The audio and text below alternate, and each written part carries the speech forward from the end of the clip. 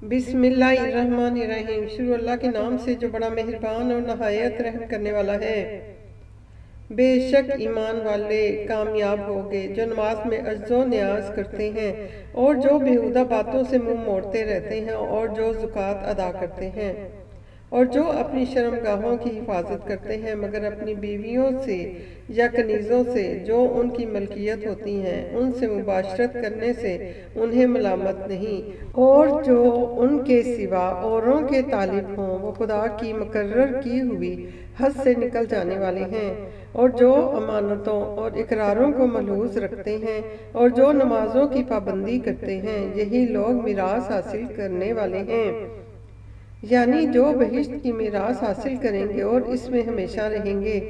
और हमने इंसान को मिट्टी के खलासे से पैदा किया है, फिर उसको मजबूत और महफूज जगह में नुत्फा बनाकर रखा, फिर नुत्फे का लोथड़ा बनाया, फिर लोथड़े की बोटी बनाई, फिर बोटी की हड्डियां बनाई, फिर हड्डियों पर गोश्त पोंछ चढ़ाया, फिर उसको नई सूरत में बना दिया।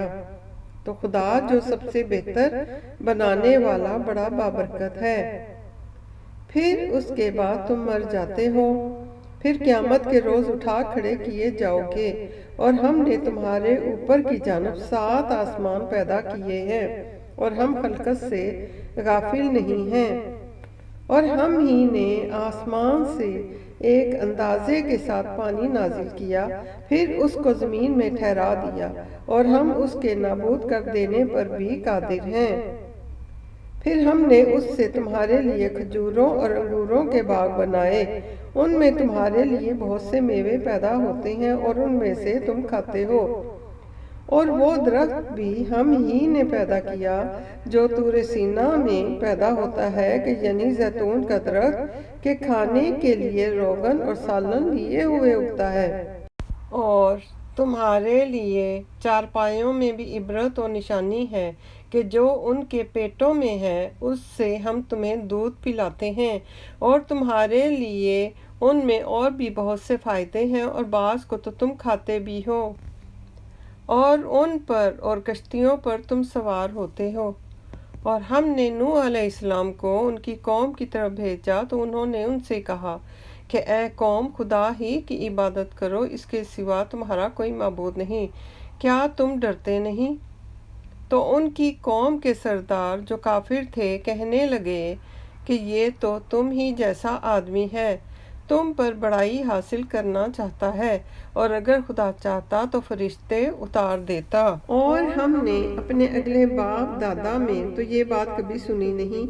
इस आदमी को तो दीवानगी का आर्जा है, तो इसके बारे में कुछ मुद्दत इंतज़ार करो। नूह अलैहिस्सलाम ने कहा कि परवरदिगार, उन्होंने मुझे झुटलाया है, तू मेरी मदद कर। बस हमने उनकी तरफ यही भेजी कि हमारे सामने और हमारे हुक्म से एक कश्ती बनाओ।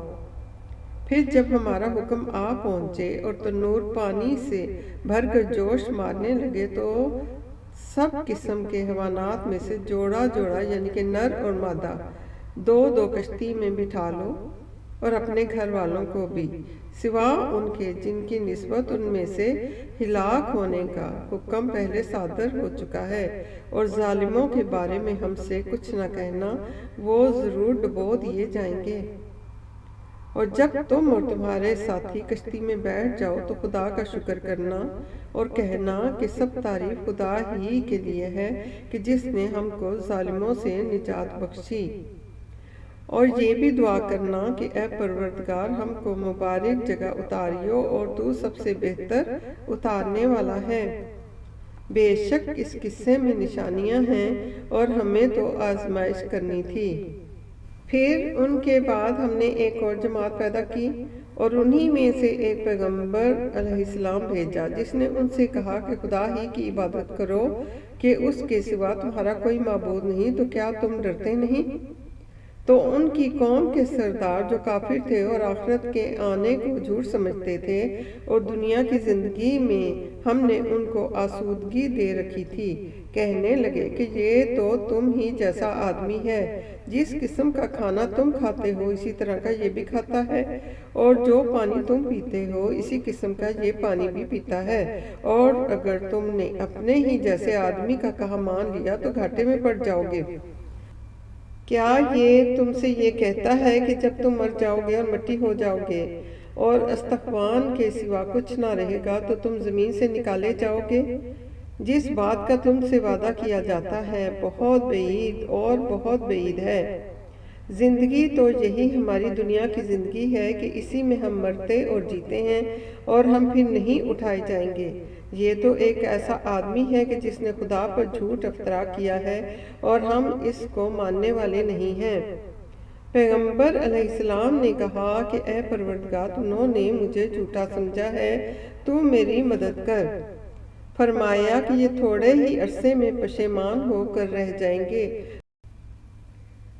تو ان کو وعدہ برحق کے مطابق زور کی آواز نے آ پکڑا، تو ہم نے ان کو کوڑا کر ڈالا، پس ظالم لوگوں پر لعنت ہے۔ پھر ان کے بعد ہم نے اور جماعتیں پیدا کی، کوئی جماعت اپنے وقت سے نہ آگے جا سکتی ہے نہ پیچھے رہ سکتی ہے۔ پھر ہم پے در پے اپنے پیغمبر علیہ السلام بھیجتے رہے۔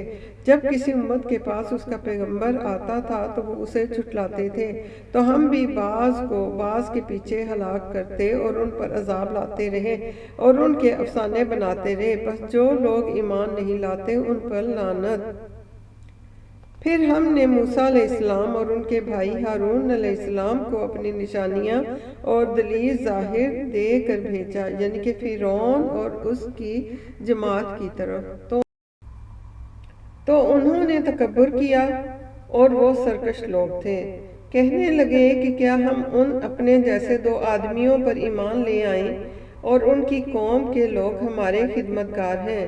تو ان لوگوں نے ان کی تکذیب کی، سو آخر ہلاک کر دیے گئے۔ اور ہم نے موسیٰ علیہ السلام کو کتاب دی تھی تاکہ وہ لوگ ہدایت پائیں۔ اللہ اکبر۔ ربنا آتنا فی الدنیا حسنۃ وفی الآخرۃ حسنۃ وقنا عذاب النار۔